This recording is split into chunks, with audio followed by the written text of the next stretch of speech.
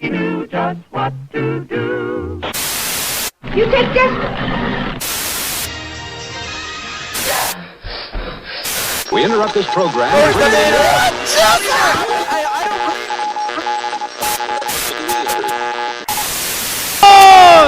Oh, baby!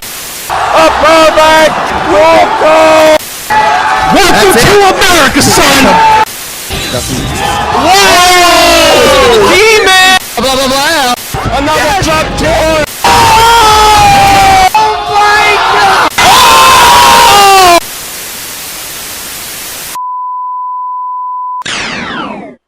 Hello and welcome to Die. It is Frame Trap for the week of September 13th. We are live here at Southtown Arcade, located in San Francisco, California. I'm Mr. Jared, creative director of iPlayWinner. To my left here, who has hands this week. Arms, hands, he's a real boy. It is the CEO and founder of iPlayWinner. It's Hans. How are you? Doing well. I've given up the reins here for Frame Trap. I think a lot of people requested that they're like, hey, Hans, you need to get off the computer and focus a little bit more on the actual show and popping off a little bit. Right, so, but we still have the computer here. No one can see what I'm doing with my left hand. We have an amazingly packed show here today. Today is supposed to be our Super Battle Opera and Tokyo Game Show special. It still is, but we have some extremely late breaking news straight from Tokyo Game Show. Later on in the show, we are going to have a ton of Street Fighter Cross Tekken updates for you. New characters, new modes, new combat. I'm being told here we have word here from Seth Killian is not actually a comeback mechanic. We are going to have so much more on that for you. We are also going to have the first trailer of the new Persona 4 fighting game. Also, tons of Super Battle updates as we mentioned. I believe we should just hop right into it. Take a break and hop right into it. Yeah, sounds good. Absolutely. We will be right back with more news. Stick around. All right, guys, welcome back to Frame Trap here on iPlayWinner TV. We are still working out some of the kinks here. Hans, you are not in control. I'm not in control. Like I said, this is a big step for me, giving up the reins for the stream. But as I said, I think that's what people were looking for. So, bear with us today. We have Shinobi, Chris Seglia, behind the scenes operating the stream. So, as you know, this is our pilot season. We're slowly making some adjustments here and there, but right off the top, we got some. It's kind of from our last show. We were showing some screenshots of this game, the new Persona 4 fighter, and I guess a new trailer is out for the game now. Yeah, earlier this week, Arc System Works released the first trailer for, and I want to get this right, Persona 4: The Ultimate in Mayanaka Arena. Hopefully I said that right. It's a long title, of course, from Arc Systems work. Last week they announced it, showed off some screenshots of characters, and in typical Arc System work fashion. Looks gorgeous and looks really gorgeous. People freaked out, and we have the new trailer here, so we're gonna take a look. And I really liked a lot of the screenshots they have, but seeing it in motion is completely different, really. What's funny is I actually saw it looked a lot like our Frame Trap, in our new intro, and that's what I thought was kind of funny off the bat. But it takes a minute to get into it. But I mean. If you saw the screenshots, as you were talking about last week, there's a lot of color to it. It's really a real vibrant kind of looking game. So.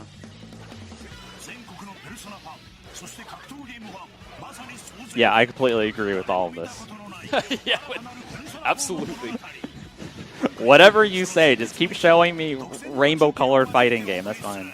And I think the thing is I don't know a whole lot about Persona, so it's really hard for me to make sort of a connection with any of the characters as far as, their movesets or, where they're coming from.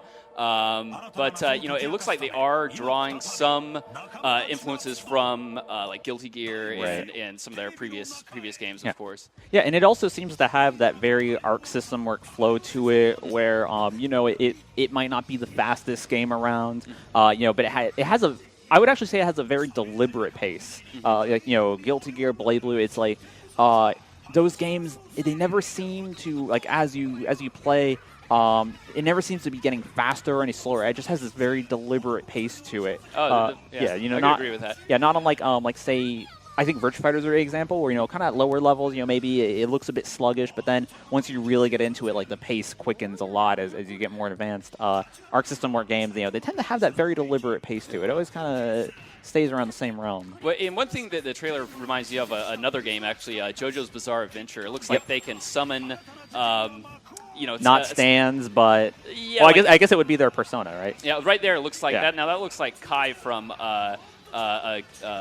Guilty Gear. I guess, you can't see it now, but before he looked like he had some similar moves. And right there, that's kind of reminiscent of JoJo's Bizarre Adventure. So, I don't know. It's shaping up to be, like, for this game to come out of basically nowhere, completely out of left field, and then for this trailer to pretty much, it blows you away how much work they've already put into it, They go from screenshots to something like this, Clearly a lot of work has already gone to it. Now, what's really interesting is that, of course, they have a PS3 and Xbox 360 logo there. Of course, 2012 as the release period. It's going to be interesting to see, I'm sure that's some sort of teaser, but we don't know anything about Persona. Let's be honest. Let's not. Okay, Dr. Eggman confirmed. But they list Xbox 360 and PlayStation 3, so it'll be interesting to see whether it gets an arcade release. That's one of those things that we're worrying about with a lot of games. Of course, Street Fighter Cross Tekken, which of course later on in the show we'll have a lot of news for. Whether these new fighting games are going to get an arcade release. Because in some instances, like say Marvel vs. Capcom 3, that's like, okay, you can understand why that didn't get an arcade release because, Japan isn't really known for appreciating the Marvel series so much. So it made sense that didn't get an arcade release. But for something like Persona, this I would hope to see in the arcades. That's the type of game where you see it at like Mikado, which they have a lot of really sort of eccentric games there. Right. Like a lot of JoJo's, Guilty Gear. Yeah, if you ever saw JoJo Bizarre Adventure Tournament, it was probably from Mikado. Mikado, so that's the type of game I expect to see at an arcade like that. But, as you mentioned, in this day and age, it's all that's up in the air now. Before, it was almost guaranteed there would be an arcade release for every fighting game. But now, who knows what's going to happen with the Persona games. Yeah, very, very, very unfortunate, really. But the really great news about this is that this is not the last time you're probably going to be hearing about Persona 4 this week. Tokyo Game Show is this weekend, September 17th and the 18th. That's the public date, I believe. Tokyo Game Show, if you're not familiar, it's it's more or less the E3 of Japan. It's this really big video game convention, and what they do that's different from E3 is they have 2 dates, which is just for professionals, the press and exhibitors, where they get to do all their meetings, get to have all their private showings, and then the next 2 days after that are open to the public. Right. So it's if we were in Japan, we could go chill at Tokyo Game Show, and it's actually going to be playable at TGS, so hopefully sometime soon we'll have some impressions. Is Reno going? Reno's your boy in Japan. I assume so. I don't know why he missed it with it seems like every new fighting game under the sun is going to be there. So I assume that'd be the perfect place for him. And I think I'm sure Virtua Fighter is going to be there. Absolutely. So I assume that we'll probably hear. It's nice to be able to be like not even have to guess that. Oh, hey, is there going to be a lot of fighting games at this convention? It's just like no. Like every major gaming conference, it seems like it's absolutely packed with fighting games. So there is a lot to look forward to. And speaking of games to look forward to, one of our favorites, The King of Fighters 13. Always news coming out of the woodworks with Atlus here. We got some new news here for the Iori, EX Iori DLC. I think that's what they're dubbing him, EX Iori. I call him old school. Yeah. Some people call it 98, some people call it old school, but I believe the official name is EX Iori. And I believe we also have a video of that as well, showcasing off some of his moves. I think when people hear EX Iori, they probably think, oh, it's just some it's maybe a different color for Iori or something like that. Like it's not a big difference, but really it's pretty much a whole new character. It's Iori back to his roots. Yeah, if you have been keeping up with King of Fighters since I think it was King of Fighters 12 is when he has a lot of clawing-looking attacks, I guess the best way to describe it, and he doesn't really look like your traditional Iori. But now this DLC character, EX Iori, he's that classic Iori that I think everybody's been looking for, and I think it's a great move on SNK and Atlus's part to include him. I think that is badass, by the way. I'm just going to throw that. That's pretty sick. Yeah, and it's cool because now you can have the new school, KOF 12, 13 Iori, and then you can, if you don't like that, you get blown up. I'm super hyped right now. I don't know. It's hard not to get excited about Yeah. King Fighters. But yeah, and then you can also have the old school Yori. Also, of course, they released videos of Saki as well, who is the Ash Crimson kind of. It's the boss. He was the boss Right. of the game, and now he's a playable character as well. And Champion Edition style. Yeah, but one thing I wanted to add as far as EX Yori, I think when a lot of people saw the newer Yori that's in KOF 12 and 13, it's a little alienating, especially if you've been That is playing true. the game since '98 at the arcades, and then you're like, well, that doesn't really look like the Yori that I know. And now that the game is coming stateside, and people are going to play it end of October. Like I said, I think it's a really good move on their part to put those familiar characters in there, even if it's just changing up the moveset. So Right. I think it's going to do a lot for the game. Yeah. I mean, more fan service for the series is definitely always helpful. Also, there's some news of some potentially leaked characters coming to the home release of King of Fighters 13 in the form of another EX character, EX Kyo. Yeah. Who it's another throwback character. It takes Kyo back to his at the very least it's his 2K2 outfit. Yeah. Since all there is some character artwork floating about, we can only hypothesize about his moves. I hope he has the the Rekkas are It's coming got to back. be the Rekkas. I mean, come on, dude. It's Rekka Kyo. That's what it's going to have. He's going to give you the beat down, and it's going to be sick, dude.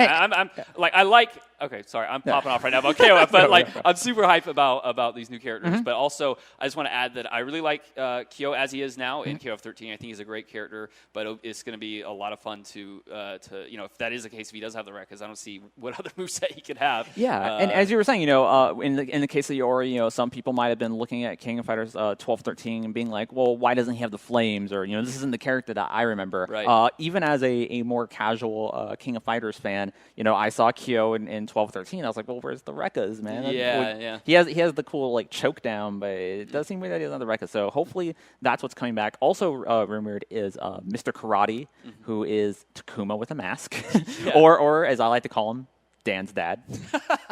Yeah. Well, okay, so that's a little confusing to me because I thought in King of Fighters 13, Takuma has a color where he's already wearing the Mr. Karate mask. I'm not crazy, right? No, you're not. Okay. I have seen that. I was like, I play this game a lot, and I thought I've already seen it with the mask, so I wasn't really sure what that it's all about. But then, again, keep in mind, guys, this is still just a rumor. This is just artwork that showed up on Orochinagi.com, I think, or one of the forums, maybe it was MadMadCafe.com. And it's some artwork that's been floating around over the past week. It's not confirmed.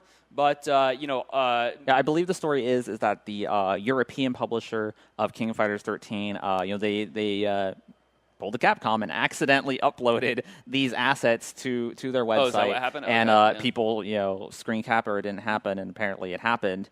But there was no screenshots. I believe it was just the character artwork. So this is we got to pull a Fotaku and put Mr. Karate confirmed.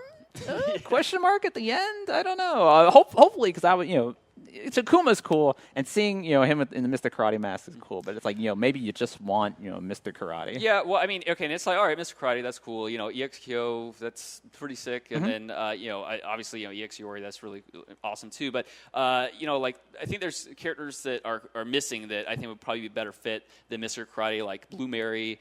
Yamazaki, Vanessa. So Mr. Karate, I'm lukewarm on that edition if that's true. Yeah. EX Kyo, I'm pretty hyped about that. But I think there's definitely many other characters from the King of Fighters series that a lot of players would rather see than Mr. Karate.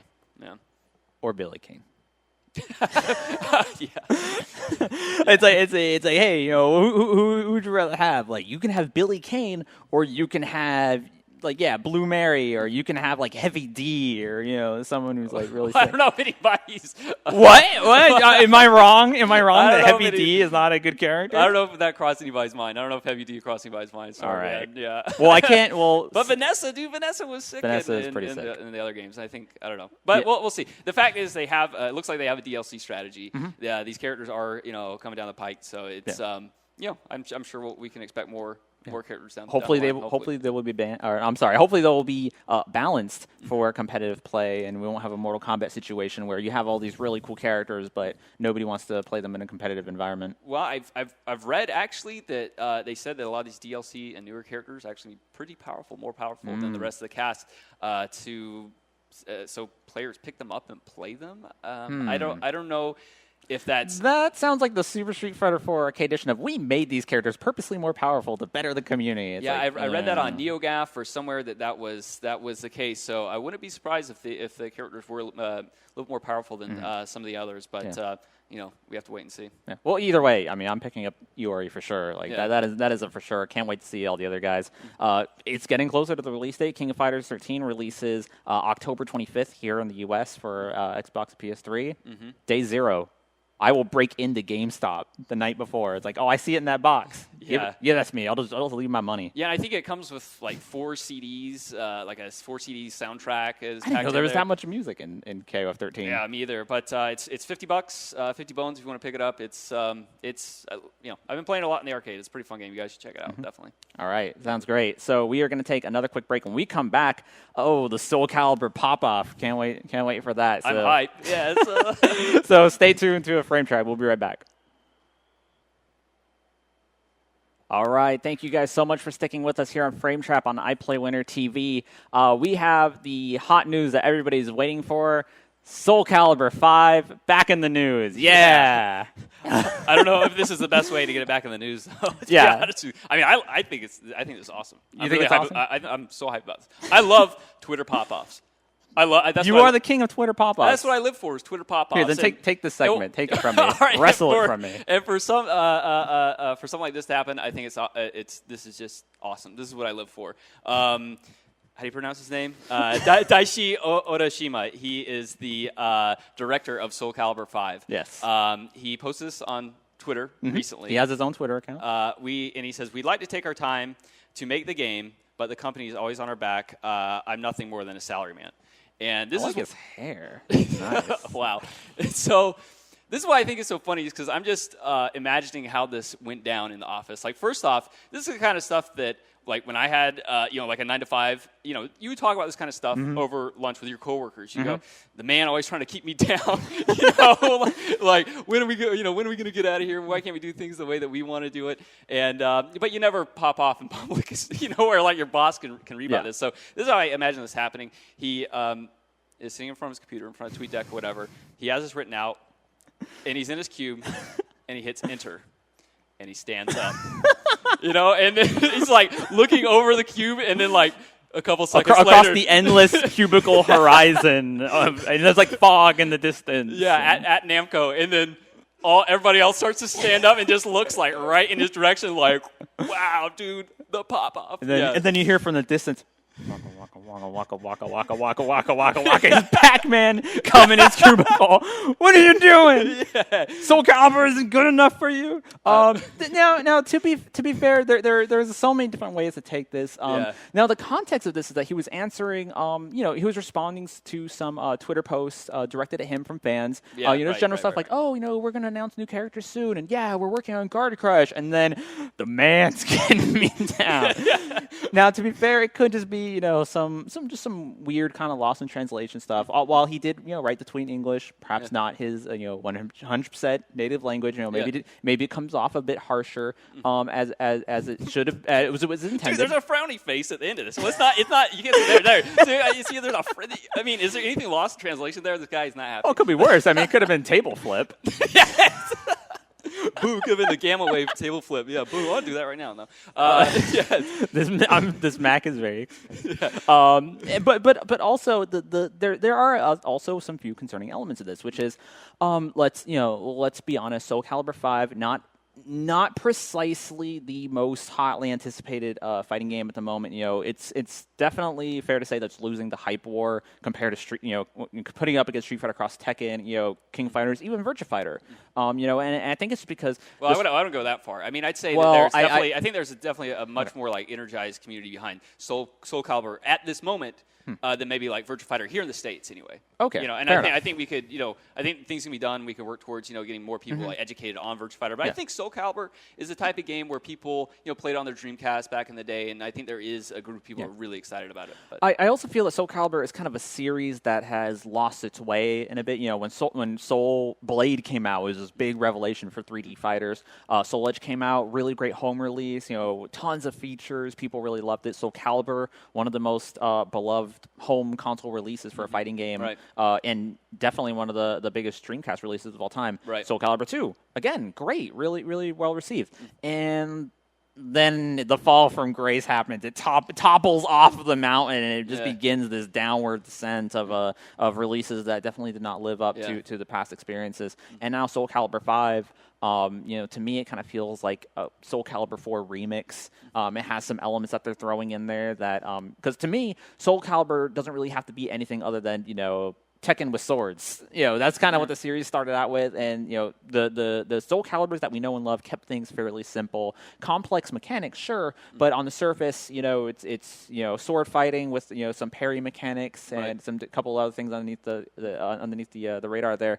But now it's got super moves and these weird finishers, and the guest characters have begun to overshadow the cast. And now we have characters like Mitsurugi doing like Terry Bogard power wave, and it's like now we're like into projectiles, and it's like, well, I think where's this going? That's kind of what the series needs. Is I mean, it sounds ridiculous, but I think it seems like they're trying to keep up with other games. And I think it needs a little bit more flashing. People expect ultras and supers and stuff. But speaking to this quote directly, I think one thing is now as we live in an age of DLC, where I think a lot of these I don't want to say problems, but if there is a problem with the game, it can be fixed via a patch or DLC. More characters can be added in. So if he feels like he's being rushed, I think Namco probably feels like, well, if we can get it out there, as a solid game with a solid roster, hide some things on disc to sell as DLC. And that's how fighting games. I mean, that's the direction they're going right now. So I mean, just look at Marvel vs. Capcom 3. I mean, when it first came out, everybody was having a lot of fun with it. But then 3-4 months in, people were like, okay, it has its issues. And then Capcom started teasing that there was something on the horizon with Ultimate and whatnot. So I think it's just par for the course that they're trying to just get the new game out there, and if they have to make updates after the fact, so be it. So I wouldn't be surprised if he does feel a little rushed. Next generation gaming. Yep.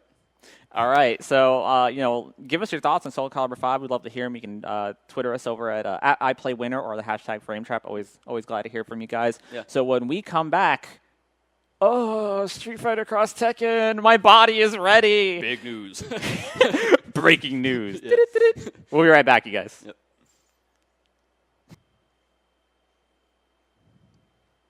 All right, guys, we are back here on Frame Trap. I'm really digging the wub wub music that we use every week. Wub, wub, wub, wub, wub. That's all I have on my computer, man. A lot of wub, wub. It's true. Yeah. It's so desperately true. So, here we go. The big news of the week is so big that I actually had to come in before the show, and I kicked in the door of Southtown. I was like, "Breaking news! Did you hear this?" And I was like, "Huh?" And I came in. I assaulted Hans. Of course, we were talking about all the new Street Fighter Cross Tekken news, straight out of Tokyo Game Show. Embargo released everything. Yeah. Everything we've been speculating on is out there. I was yelling at Hans. I'm like, "There's new modes, there's new characters, there's Pandora," and he thought I was on PCP. So this is how crazy this all sounds. It blew my mind because just last night they revealed it was Zangief, Rolento, Heihachi. Lily, and they had that other trailer that kind of didn't really hint. I mean, Rufus was in it, but they hinted at Law as well. So I was like, okay, well, that's probably all the media that we're getting. They showed like some super art for the characters, but then, boom, this afternoon, Capcom released this new trailer that really. To be honest with you, man, like Street Fighter Cross Tekken, I wasn't really sold until I saw this trailer just about an hour ago, and I'm like, man, now this game looks crazy. This looks like something like unlike anything else I've seen before. My nipples are still hard. Wow. So let's roll that beautiful bean footage. So the Pandora trailer. I thought when you said it was a Pandora trailer, I thought it had some sort of like link to Avatar. to Pandora, the music service, and I was like, what? You can it will find out what music you like while you're playing or something. That'd be sick. Yeah. When I saw this, I was like, what? Doctor Who crossover? The Pandorica? Yeah. Rubik's Cube minigames. Oh, Shining Wizard? Yeah, that's out of bounds. Researchers have nicknamed the object Pandora. Oh! All right, here we go. What is... Dude, I watched this trailer, now I know how Juicebox felt. Like, oh! So what do you think of the art style? So okay, well first off we should explain kind of what's going on with this mode. When they well I guess it explains in the trailer, but the difference in color when they get all juiced up like that, apparently you can sacrifice one of your characters, Yes. right, and get a power boost, and so they start glowing all Tron-like, and Yeah, that is actually a very they enter the grid. yeah. They sacrifice their partner in the name of No, Flynn. right there. One thing. Sorry to interrupt you, but if you saw, Heihachi was red actually. I didn't notice that. Yeah. Yeah, and so that makes me wonder if there's some sort of like rage mechanic or something for the Tekken characters. I don't know, or maybe it's just Heihachi exclusive ability. Heihachi looking like Stadler from the Muppet Show. Oh, there we go. Boom. Yeah. I like how his tongue flops out like he's gonna. Well, he's basically gonna taste his own fart. All right. Let's be honest. Hey, I'm playing Kuma. I'm all for it. Looking like some Mecha Zangief. Final Atomic Buster. Well, looking par for course, but now it's with dinosaurs, so Yeah. looks a lot better. I can't control it! Yeah. Dark Lily Rising. Yeah, no, I gotta say, like, I mean, I recently came around to Street Fighter Cross Tekken. You know, when they first announced it, I was like, all right, we'll wait and see. But Right. now I'm really excited from this trailer. Was just, it is all over the place. I just It's like this. absolutely insane. It's really just over the top, and they just keep going with it, and I'm kind of glad they did. I'm glad they didn't sort of fall. Look at all just those features, Jesus Christ! Oh yeah, so yeah, this looks a little goofy, but this could be a lot of fun. So this is like the 4-player mode found in Mortal Kombat. Like it's 2-on-2, but you have to tag in your partner for them to come in and do stuff. which I think could really take off. Yeah. Now Dude, this, just now this is- imagine you're in a tournament, 2v2 tournament, and you're playing Justin Wong. They activate the mode. Now you gotta play Justin and Ricky at the same time. So that's like the stuff that's made on Nightmare, like Daigo and Fudo on the same team, you know? So I guess it looks like. Or yeah, then they have Smash Brothers mode. Right now, see, I don't know about this. I feel like the other mode where you kind of tag in the other your. I think this will make for great Teammate. side tournaments. Yeah, I mean just sort of like fun casual play, but I don't really see that catching on. Now, this is what, remember when Street Fighter 4 launched and all those guys were hosting online sessions for pay? Like, you could pay, like, a top player, like, $50 for an hour. Now they actually have online training mode to do that in. Yay! But no, this this combo. I like this combo. But honestly, the fans This have is been insane. the fans have been asking for that Oh, yeah. for a Yeah. long time. Yeah. Online training mode, just so they can sit down with their buddies and. Like, Oh, yeah, figure stuff out, I crack jokes, but that is actually a really, really awesome feature. Yeah. And then it's a fight request. So Mm-hmm. as they're saying, you can practice with a friend, and then just like in Marvel and Street Fighter 4, if you get linked up with an opponent, hopefully not too far away, you Oh, can. my God. Oh! See, all right, so I'm usually the guy who doesn't like the evil versions of characters. I feel like it's too, like, 13-year-old scribbling on his notebook, like, gonna say the same thing, You know yeah. what would be so badass? Evil Akuma, you know? But this is actually kind of cool, you know? Yeah, no, I think I really like the art style. I like Yeah. the way they. Yeah, they do went things. about it in a really interesting way. Yeah. Like you said, it looks kind of Tronish, you know, Yeah. and you can't hate Tron art style. So when I first heard about the Pandora mode, the first thing I said was like comeback mechanic, boom, like out of Can't here. wait. So, but right when we were going on the show, right when we were going live, Seth Killian on his Twitter account at Seth Killian actually is trying to squelch some of my fears, and he said, "quote It's definitely not a simple comeback mechanic. It's more like an unholy high stakes gamble. I will break it down soon." So I guess we just have to wait and see, what he says. I guess the one thing we have to, wait and see about Pandora is what is it that you actually gain from Right. the sacrificing of the character? Is it, just more damage? Is it higher defense? Is it more Yeah. speed? Like, is it just straight up X Factor, but Yeah. with a sacrifice? Or, is there something else about, like, maybe it gives you different juggle properties? Right. Or, there could really be a lot of stuff in there that we have to find out. I mean, that's honestly the first thing that came to mind. But this trailer is just chock full of content, know, and you're thinking about how your abilities are getting boosted in that mode, but you're also like there's all this training mode, and there's these you can play with a friend, and it's 2v2 and all this. So I really like that they're going above and beyond with this game, and really, like I said, knocking it out of the park as far as just crazy mechanics go. The thing is he says it's not a simple comeback mechanic, and I really do hope that's true, though. Yeah. Because But he also said Hakan would be pretty awesome too. yeah, so we'll have to wait and see how it pans out in the hands of tournament players and competitive players, and see how it how it turns out. But I guess we'll just have to wait and see. I mean, we don't know yet because we have no information. So but I think it looks cool at the very least. So Battle Royale mode, Dinosaur Stage only, no items, and Kuma's banned. I can't wait. So, yeah, I mean before we guys got to express one last time. Yeah, I got chills that trailer. It's just so exciting. I felt it reminded me of like watching like whenever Microsoft would announce like a new Halo trailer, you'd be like, oh, I can't believe it. Yeah, this is like there's so much content in that trailer. Just so many cool new features. We actually recorded one of our podcasts, Can't Patch This, which you can find on the site soon. Yesterday, we were talking about this, and a rival was saying that he wasn't really sold on Cross Tekken yet because it was too samey, and I kind of. I agreed. I mean, I know the mechanics are a little different, but it looks so similar to Street Fighter 4. Sure. It is just always kind of lingering in the back of my mind, like, okay, well, how much different is it? Even though I know the mechanics are much different, but now that we have that new trailer that pretty much visually verifies that this game is much different, not only like with mechanics but the way it looks. I'm really hyped for it. Yeah, and it also goes back to something that Seth told us at PAX, which is that right now they're really just focusing as a development process. They're just focusing on just throwing all this content into the mixer. They're not so much worried about how it all fits together quite yet and how it's all balanced. They're just trying to get that game as content complete as possible, so that then they can smooth it all out. So I think that for the next like almost 6 months or so, we are going to have a lot more content to look forward to Street Fighter Cross Tekken. Now you see it's playable at Tokyo Game Show as well, right? I think so. Yeah. Yes, it definitely should be. I don't know what it was playable at PAX, so I would hope that it would be playable. But I mean, I wonder if it's this build with the Pandora's mechanic and everything. I guess if it is, I'm sure we'll see a bunch of videos coming out from Tokyo Game Shows. So yeah. So hard nipples for everybody. And when we come back, we're going to be talking all about Super Battle Opera, the U.S. teams, what SBO is, and what it means to the community today. So stick around.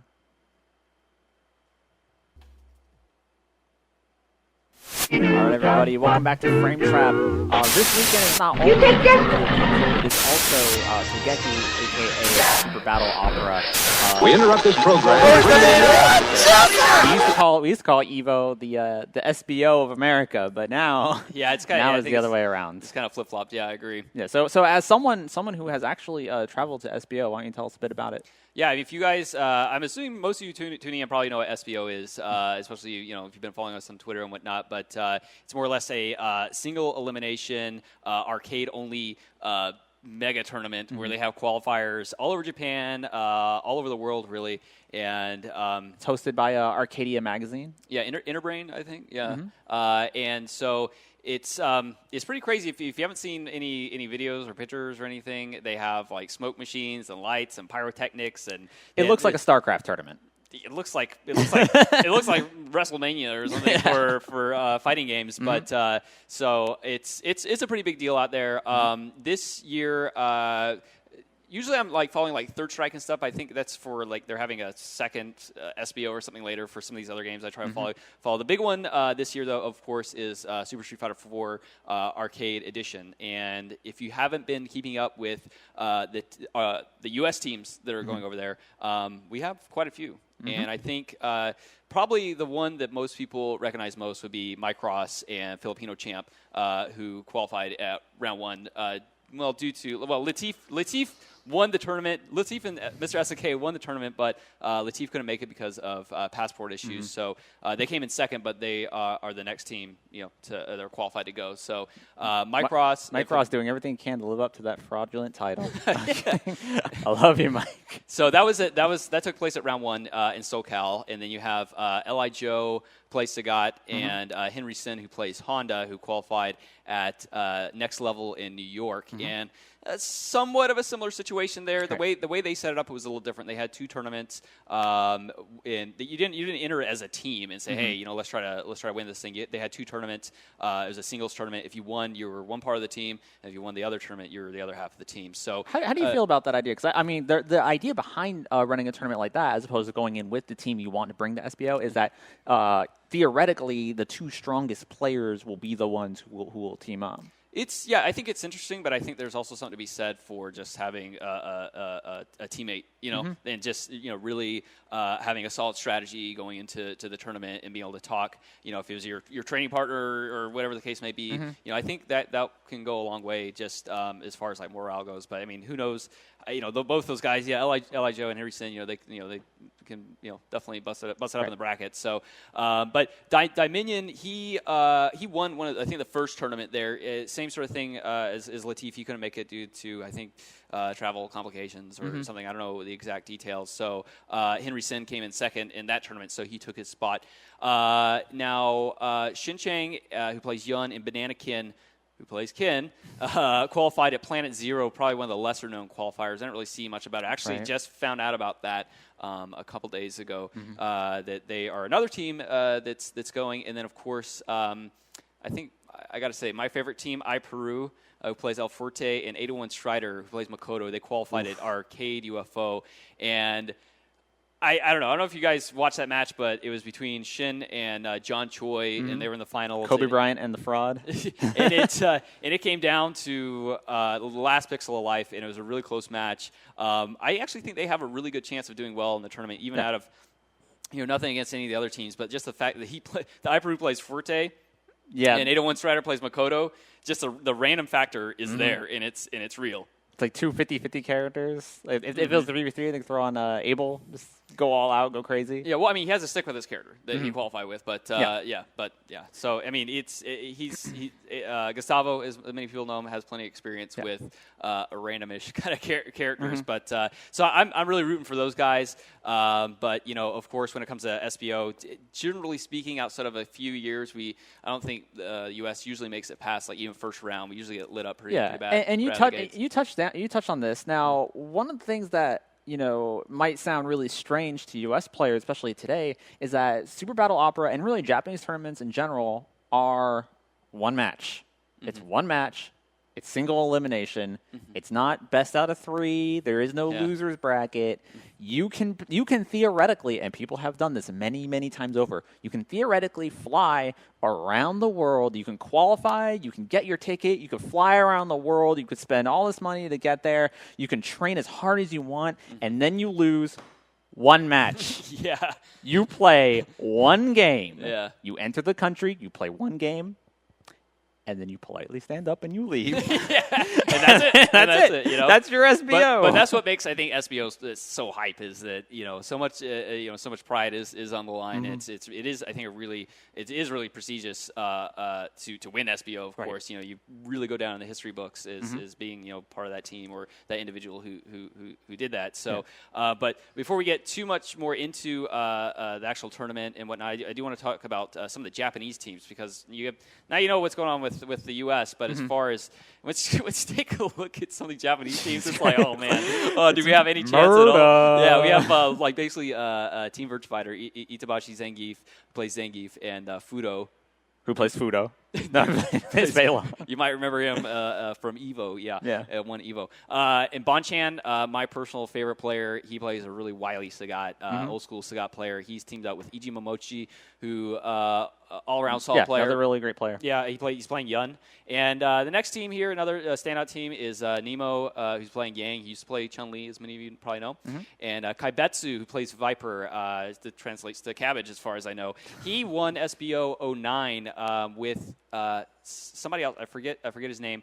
But they were King of Fighter players actually, and they went in there, and that was the year that I was there, and I had never even heard of Kaibetsu before, and so who knows? Maybe teaming up with Nemo will get him the win once again. And two other teams here: MDR is a young player, and Haitani, who plays Makoto, really probably one of the best Makotos that's out there in Japan right now, and Kazunoko, who, as I understand, is the highest ranked Yun in Japan. Wow. Is teamed up with Oji-san, who's playing Yang. So they should do pretty well.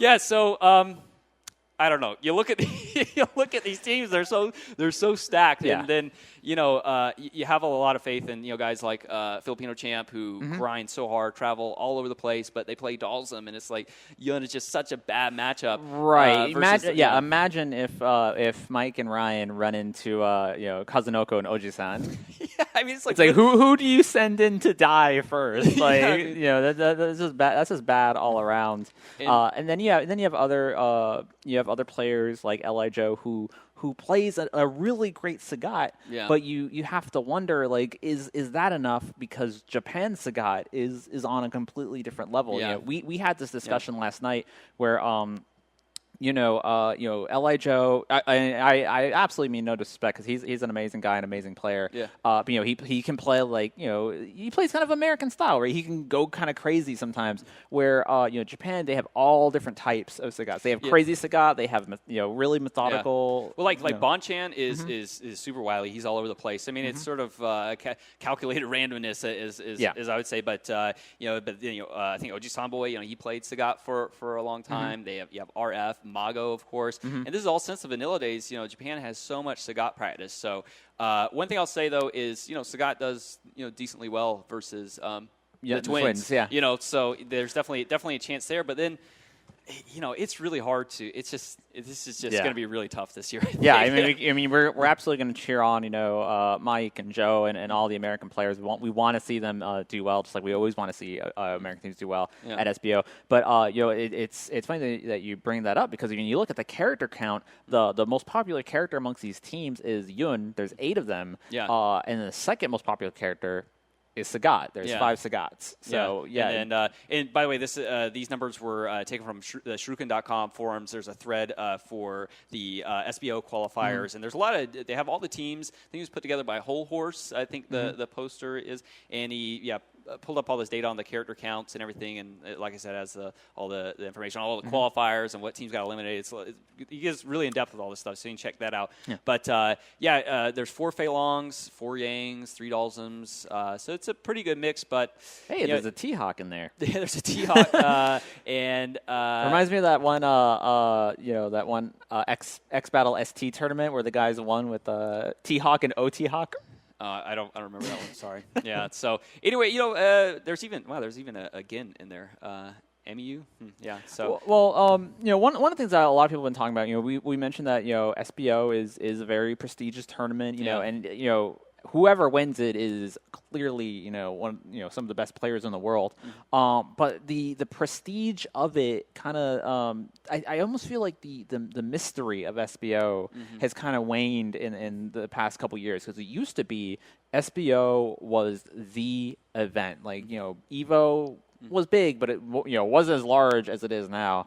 SBO was the largest fighting game tournament in the world. Now it's Evo, and this year it just felt like people didn't really care so much about qualifiers. There was, I kind of felt like it was. There wasn't a lot of hype around it, really. Yeah, and it kind of happened, and then it was over with, and then it seems like people were more interested in like the drama between the players and why this player couldn't make it, and this, that, and the other, rather than that also put a damper on things when the people who won couldn't travel. Yeah, and it's I don't know, just like years gone by, just looking at like the Third Strike qualifiers and stuff like that, people used to get like really super hype and want to go, and it's awesome we're going to Japan. And now, you kind of hear from players, it's like, maybe it'll happen, maybe it won't. If I go, I don't. Like if I win, I do, and I go, and if I don't win, then I don't. Like whatever. It's just kind of wishy-washy about the whole thing. That's kind of, and I know that's not the case for every player. Of course, you see it in like the eyes of like 801 Strider and those guys. Obviously they really wanted to win. They really wanted to get out there. But I think it's not really on any one particular player. It's just more of how it was. I think all the qualifiers were presented as they went along. Like I said, I even hear about the Planet Zero one, until a couple of days ago. So what do you think? What do you think maybe the decline in hype? I mean, what do you think it has to do with? It's really difficult to say. Because looking back, it used to be that going to SBO was this really gigantic honor. Because you had to play through some incredibly stacked tournaments, like the most stacked tournaments outside of Evo in the U.S. People would go absolutely, just bananas over matches. Like I remember, the Denjin Arcade, the first Street Fighter 4 SBO, just seeing footage from that, and Yeah. just, like, Okay. So people that's just a perfect, lost their minds. That's a perfect example, actually, is the SBO at Dingeon Arcade. I was there, I competed with Magus, and I mean, it was just out of control hype, and people were so hungry. Combo Fiend, Mike Ross, L.I. Joe, it had everybody, and everybody was so serious and so into it. Okay, I'll just as a disclaimer, I was not at any of the other qualifiers this year, so I don't know what it was like. This is just watching the stream and reading reports. People are like, I think a lot of that stuff does get conveyed over stream. You know when a tournament's hype and when it's not, and people are just kind of playing kind of casually, and that's kind of what I felt from the events this year. I think to pick out a word there, hungry is probably the one that sticks out the most, because back then, that was the first SBO qualifier for Street Fighter 4, and it wasn't street friendly back then. People were hungry. They wanted to eat your heart, wanted to eat your children. They wanted to go to Japan. Now that some of that edge has been lost a bit, it's kind of that hunger in the player base. It has waned a bit. I kind of feel like that maybe that's a bit reason why, but also that SBO not as large as Evo. People I think have that impression that Evo, you win Evo, it's a much bigger deal. Which you can totally argue for that. I mean, you wouldn't be wrong. But it is very strange that SBO nobody is really talking about it that much. Well, I think another word that comes to mind, one that you brought up, is mystery. The thing is, before there's only so many international players that would even come over here to play. And that was the only time you could actually see them. There was no YouTube to dissect them. Yeah, exactly. So, every once in a while you get somebody like, Daigo was pretty much one of the only ones who would come over consistently. And but now, a lot of the players are sponsored, and then tournaments are really rallying to get these international players over here. So there's a little bit less mystery, I think. Also a lot of the American players have gone to Japan plenty of times. Yeah. And, with online play and YouTube, like you said, there's not as much really what's how good are they or what's going on over there. And now it's just like, okay, well, I played Daigo at Evo or NCR or something. Now I'm going to go to Japan and play him in SBO or he's actually not. Daigo's actually not in SBO this year, but I mean, and also before it was absolutely like you would get on that flight and you would have absolutely no idea what was waiting for you on the other side. Where now it's just like, oh, who am I going to play? Oh, I see Fudo's on this team. It's like you already know what to expect. Like you can train for that. So I feel like some of the mystery is gone, and it's like, and so is I guess some of the excitement along with that. Yeah. But Super Battle Opera happening this weekend. Good luck to everybody who is heading out there. I know Champ and Mike Ross are already out there. They're already grinding away. So the best of luck to all you guys. Hopefully you're watching Frame Trap. Yeah? No, you're probably safe. not. Yeah. No. All right, guys, we are going to take a quick break, and when we come back, we're going to close this sucker out. So thanks for staying with us. We'll see you in a bit. All right, welcome back to Frame Trap, guys. Really quick before we get into our final segment here, breaking news. Hot off the wires from NeoGAF. Ultimate Marvel vs. Capcom 3 has just been announced for Vita. So you can play it on the bus. There's that. I don't know. It seems like a lot. Wait, they got Street Fighter Cross Tekken coming out with the bald guy from Cole. Come on, Resistance. It's not a Space Marine, but what's that other one? Wait, do you think? Do you expect any sort of Vita exclusive character? Killzone, Uncharted, Infamous, Flower. Oh, wait, what was that? Infamous. Crash Bandicoot. From Crash Bandicoot. So, dude, what if he's the secret character in Ultimate Marvel? Crash Bandicoot just announced for Ultimate Marvel's Capcom 3 exclusively on Vita. And if you pre-order right now, you can get the exclusive Axel DLC. He just comes out like this. All right. So I'm sure we'll see more information on that game over the following days too. Thank Jesus. All right. Okay. So anyway, so you guys have been posting a lot of feedback on the show. Not only I said I wouldn't read it on the YouTube. Less trolling Vita. All right. Yeah. No, I said I wouldn't read the YouTube comments, but I do. And, even on iPlayWinner.com, you guys have been getting back to us, letting us know what you want to see. As you can see, I'm not operating the stream anymore, so that's one big step for us. And I think the audio lag is taken care of on the mics. I think that's what people are saying in the chat. I assume so. So I guess I'll have to watch the recording and find out. But slowly but surely making some adjustments. And, again, keep in mind, this is our pilot season. We're kind of flying by the seat of our pants each time that we set this up. And I think probably... 3 or 4 more episodes we're gonna get into. I was thinking maybe 2 more. 2, 3 more episodes we're gonna get. We're into. getting close. We're gonna get into the. So a lot of people have actually been asking, what does it mean when we're not in a pilot season anymore? I don't know. No more mistakes. And that's Frame Trap for the week of September 13th. If you guys have any feedback to give us, you can send us a message on Twitter at iPlayWinner, or if you want to send it personally, at Jared R. at Haunts. You can also Twitter him at #BonkHaunts because we can't use the other one anymore. Also, #FrameTrap. And anything else you'd like to plug? Yeah, a couple things to keep an eye out for just on a weekly basis as far as iPlayWinner streams go. On Wednesdays, we have Starbase Arcade. It usually runs from around 9:30-ish or so till about 2 in the morning. Marvel vs. Capcom, Street Fighter 4, you have tournaments, every Wednesday. So check that out. It's really, really funny streams, a lot of good commentary. You got Dasibro and, Filipino champs there and stuff. So check that out. Thursdays, we have Third Strike Junkies, where we have the best of the best when it comes to Third Strike players. A lot of SoCal FFA players, and we have Kinetics up here in NorCal. Yeah, very stylish play. It was really awesome. Some really good stuff. Last week was our first episode. It went really well. You have Farai and myself. We're on Skype, even commentating a lot of the matches and stuff. So definitely check that out. It's Thursdays around 7 or 8 Pacific time. And let's see here, Friday, nothing. Saturday, we do have a stream going on. Saturday from Florida. IPW Deuce, he is putting that on, so check that out. I think it's sort of a late night stream as well. And of course, on Sundays, right here at Southtown Arcade in San Francisco, we're going to be going live 1 p.m. Pacific time with the King of Fighters 13. And if you guys have not been tuning into that stream, you definitely need to. It's super hype. And this weekend is gonna be so sick. Oh right, yeah. There's a pretty big surprise in store this weekend. So it's the start of the new Rambat season here at Southtown. We're gonna be broadcasting the entire thing, and trust me, you do not want to miss this broadcast. It's gonna be really sick. So. I think that's about it. All right, yeah, sounds great. All right, guys, thank you so much for sticking with us for the past hour. As always, it's very much appreciated. We will be back at our usual time, Tuesdays at 7 p.m. PDT, and we will see you then. Don't forget, once you go trap, you never go back. That sucks.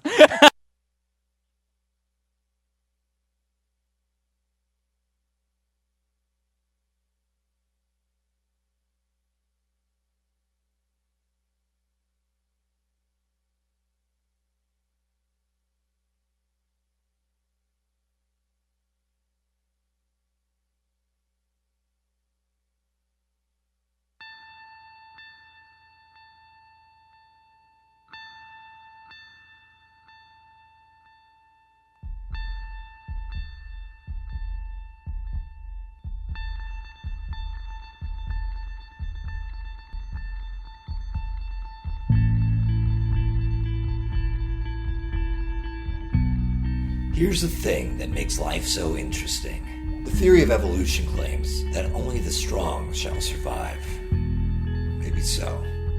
Maybe so. But the theory of competition says just because they're the strong doesn't mean they can't get their asses kicked. That's right. See what every long shot, come from behind underdog will tell you is this. The other guy may in fact be the favorite. The odds may be stacked against you, fair enough. But what the odds don't know is that this isn't a math test. This is a completely different kind of test. One where passion has a funny way of trumping logic. So before you step up to the fighting stick, before the start button is hit and the clock starts ticking, just remember out here, the results don't always add up. No matter what the stats may say and the experts may think, and what the commentators may have predicted, when the fight is on, all bets are off. Don't be surprised if someone decides to flip the script and take a pass on yelling uncle. And then, suddenly, as the old saying goes, we've got ourselves a real match.